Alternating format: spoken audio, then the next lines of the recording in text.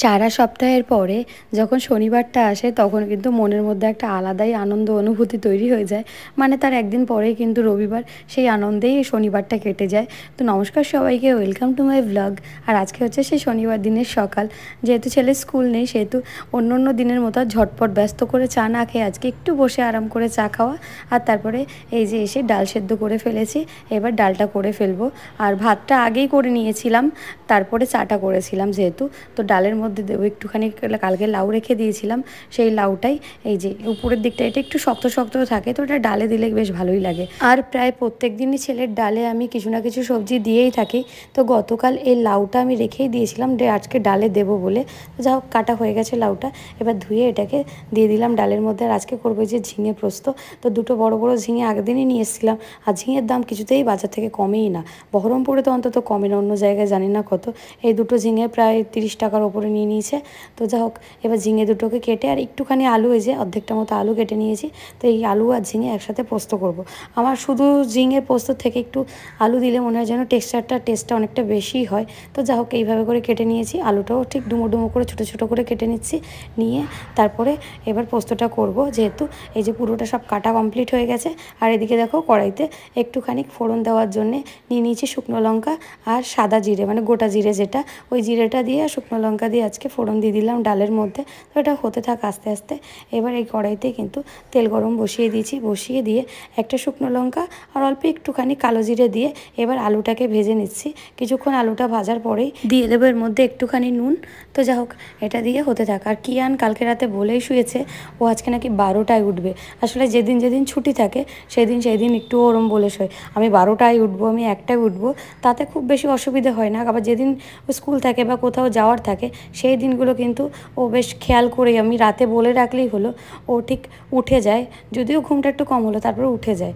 অনেক সময় আমরা ট্রেন ধরেছি, ও তো অনেক ছোটোবেলা থেকেই মানে ট্রাভেল করে, তো সেক্ষেত্রে কিন্তু ওকে নিয়ে অসুবিধা হয়নি খুব বেশি। যাক, কথা বলতে বলতে দেখো একটু হলুদ দিয়ে আলুটা ভেজে নিয়েছিলাম। আর এদিকে কয়েকটা বাদাম ভিজিয়ে রেখেছিলাম, আমন্ড।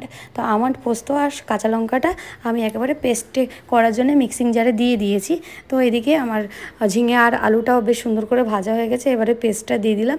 এবার এটাকে কিন্তু আস্তে আস্তে কিছুক্ষণের জন্য নেড়ে নিতে হবে। আর ওই মিক্সি ধোয়া যে জলটা, মানে মিক্সির ওই জার ধোয়া জলটা, ওইটা একটু এর মধ্যে দিয়ে দিয়েছিলাম। এর ছাড়া এক্সট্রা আর কিছু দিইনি। এবার এটাকে ঢাকা দিয়ে দিয়েছি। ততক্ষণ এই সাইডে তেল গরম করেছি, এই যে মাছটা ভেজে নিই। এটা একটা রুই মাছের কয়েকটা পিস ছিল, তো এইটাকে ভালো করে ভেজে নিচ্ছি। আর এটাকে আজকে করবো যে কচু দিয়ে। তো কচুগুলো আগেই ভালো করে একবার ধুয়ে নিয়েছি, পরে আবারও ধোবো।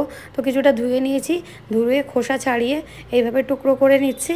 নেওয়ার পরে এটাকে আরেকবার ফাইনালি ধোবো। তো দেখো ধোয়া একদম কমপ্লিট। এদিকে কিন্তু আমার পোস্তটাও একদম রেডি হয়ে গেছে। এর মধ্যে লাস্টে দিলাম একটুখানি চিনি আর হচ্ছে একটুখানি সর্ষের তেল। পোস্তটা শেষে সর্ষের তেল না দিলে কেমন যেন একটা অসম্পূর্ণ ব্যাপার থেকেই যায়। তো যা হোক, সর্ষের তেলটা দিয়ে এটাকে ঢাকা দিয়ে দিয়েছি বন্ধ করে। আর মাছ ভাজাটাও আমার হয়ে গেছে প্রায়। দেখো এবার উঠিয়ে নিচ্ছি। আর আজকে যেহেতু আমাদের মানে শনিবার দিন হাফ স্কুল হবে, তো তাড়াতাড়ি চলেই আসবো, অনেকটা টাইমই দিতে পারবো। তারপরে আবার রবিবার আর সোমবার জন্মাষ্টমীরও ছুটি আছে। তো এই ছুটির হিসেবে ভাবছি কোথায় যাব। যদিও আগে কোনো প্ল্যান ছিল না, তো ফাইনালি এখন ভাবছি যদি মায়াপুর হয় তো মায়াপুর যাব। এখনও কিছু কনফার্ম না। তো যা হোক, কালকে দেখা যাবে যে কি হয় না হয়। মানে বিকেলবেলা আমার এক কলিগকে আমি বলে দিয়েছি রুম ঠিক করতে। তো রুম ঠিক হলে যদি কনফার্ম হয় ওখানে, তাহলে যাব কালকে সকালে। তো সেরকমই ব্যাপার আছে, তার জন্য একটা আলাদাই আনন্দ। ঠাকুরকে ডাকছি যেন হয়ে যায় রুমটা ঠিকঠাক, তাহলে কিন্তু কালকে সকালে আমরা মায়াপুর বেরোবো। আর এদিকে এই যে কচুটা একটুখানি ভেজে নিয়েছিলাম মাছ যে কড়াইতে ভেজেছি, তারপরে আর একটুখানি রসুন, কাঁচা লঙ্কা আর আদা থেতো করে আর গোলমরিচ থেতো করে নিয়েছিলাম।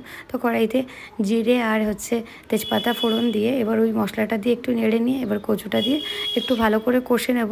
কষে নেওয়ার পর নুন হলুদ দিয়ে দিয়েছিলাম আর একটুখানি জিরে গুঁড়ো দিয়ে দিয়েছিলাম। দেওয়ার পরে এবার এটাকে জল দিয়ে ঢাকা দিয়ে দিয়েছি। আর ফুটে উঠলে দিয়ে দিলাম মাছগুলো। ব্যাস, এবার এটা হতে থাক ঢাকা দিয়ে। একটু বাদে কিন্তু এটাকে মা নামিয়ে নেবে।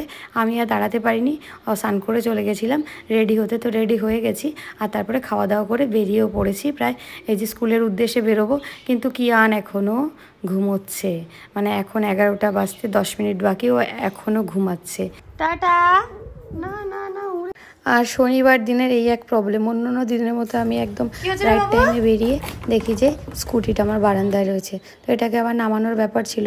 আর আসার সময় কিন্তু স্কুল থেকে কি আনোর ম্যামের বাড়িতে পড়ছিল, তো ওখান থেকে আমি নিয়ে একবার এসেছি।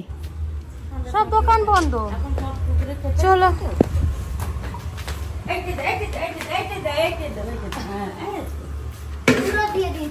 পুরো দিয়ে দিয়েছে। আস্তে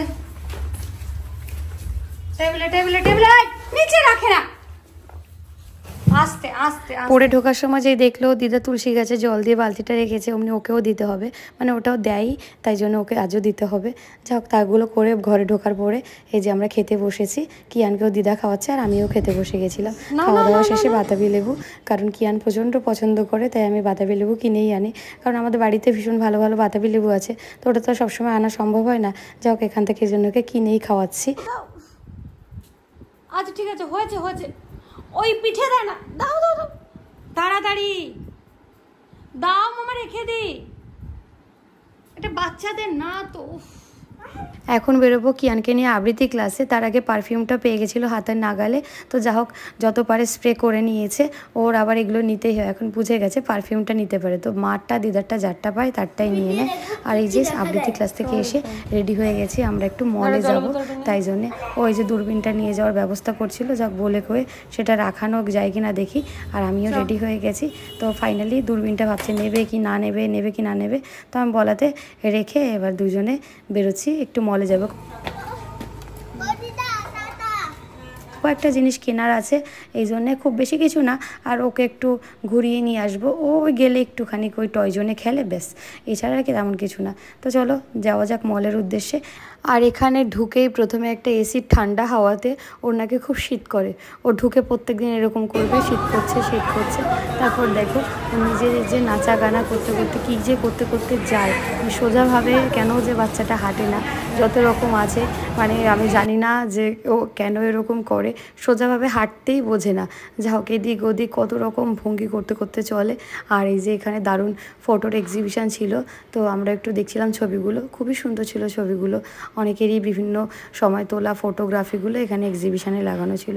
আর ওর উদ্দেশ্য হচ্ছে সোজা এসকেলেটারে গিয়ে একদম সেই থার্ড ফ্লোরে পৌঁছে যাবে, মানে এদিক ওদিক কিছুই না, একদম সোজা থার্ড ফ্লোরে গিয়ে যেখানে বাচ্চাদের খেলার জায়গাটা আছে এখানে।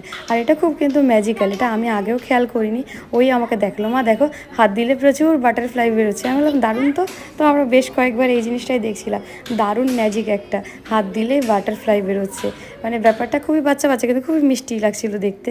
যা হোক, তো তারপরে ওকে বলে কয়ে এই যে বাইক চালাচ্ছে, আর বাইক চালালে একদম পুরো বড়দের মতো, যেভাবে মানে ও বাইক চালায় যেভাবে, সেইভাবেই বাইক চালাচ্ছিল।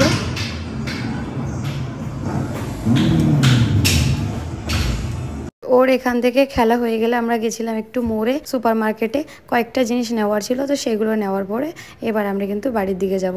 ব্যাগটা বেশ ভারী হয়েছিল, তো যা হোক আমি নিতে পারছিলাম না, একটু নিচে রেখেও দিয়েছিলাম যতক্ষণ লিফট না আসে, তারপরে এবার নিয়ে নিচে নেমে এবার হচ্ছে হেঁটে হেঁটে বাড়ির দিকে আসার পালা। এবার দেখো সোজাভাবে তো হাঁটতে পারে না, এই যে বাইরে বেরোনোর সময় আবার সামনের দিকে কত রকম যে মানকি গরিলা আর কি যে কত রকম ও করতে পারে, এটা মাঝে মাঝে ভেবে পাই না, মাঝে মাঝে এনজয় করি, মাঝে মাঝে রেগে যাই। তো দেখো সোজা পথে না, এই দেখো এই রাস্তাটা দিয়েই ওকে নামতে হবে, সোজাভাবে নামলে হবে না, বাড়ি পৌঁছানো যাবে না। বাড়ি এসে ব্যাগটা ঘরে নিতে বলা যায়, ওর অবস্থা দেখো। তো দেখা হবে পরের ব্লগে, আজ এই পর্যন্তই।